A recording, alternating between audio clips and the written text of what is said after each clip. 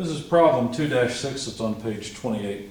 Resolve F2 into components along the U and V axes and determine the magnitudes of these components. Now be careful here, they gave us an F1 and an F2 in the figure, and F2 doesn't come into this problem. They use figures over and over in this book, which is fine. It's just our particular problem is only interested in one vector.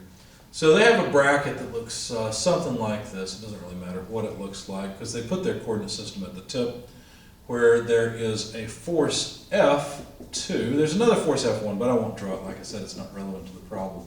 But an F2 of 150 pounds. And then instead of using an orthogonal coordinate system, they've got U like this, and they've got V.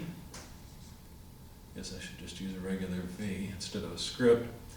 At 30 degrees to one another, and then 30 degrees more to get to F2. Now U is just horizontal. So what they want us to find, and I guess I should spell that out, F2 projected onto U, or decomposed I should say, onto U and V. Now probably the easiest way to do this is to realize that we're just talking about addition. So here's F2. Notice that the direction of coordinate U is horizontal, so we'll draw that.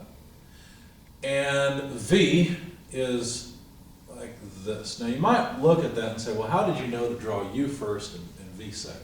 Well, I know I've got to close the triangle, right? If I were to put V at the tip, there's no way with the angle, even though, of course, V is at a lower angle than F2, there's no way that I can close the tail of F2 with a horizontal line. So I have to draw the horizontal line first. Okay? So basically what we're doing is we're saying, you know what?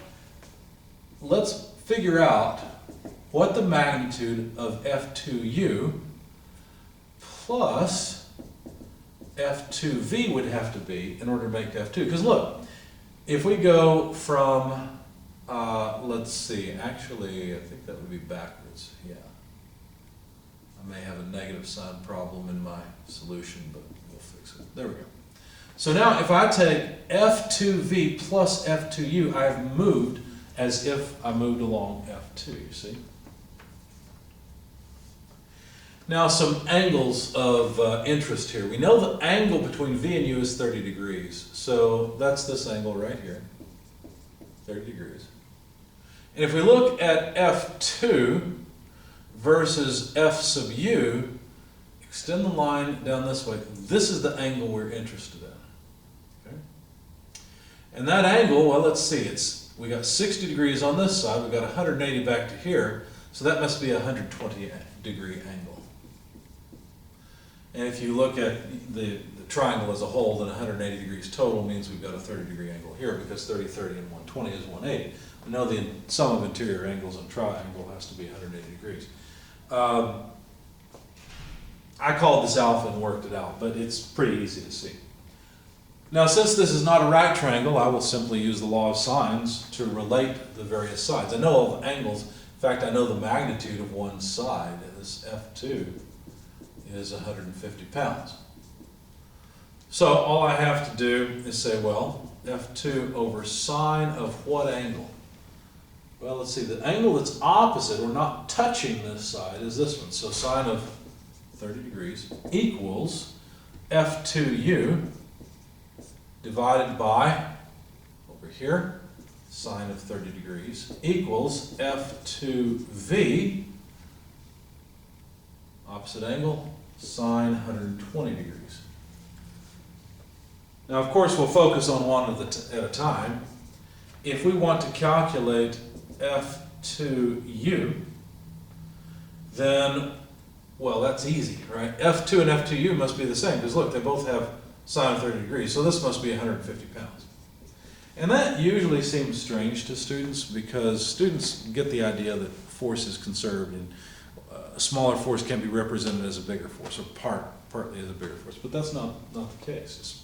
Now, when you have coordinates that are orthogonal to each other, then the components always end up being smaller. But smaller than the original force vector. But since we have coordinates that are not orthogonal, this is not really a surprise that we end up with forces as large or larger than the original force. So F2V, if we want to calculate that, let's erase the center part because basically we've already taken care of it.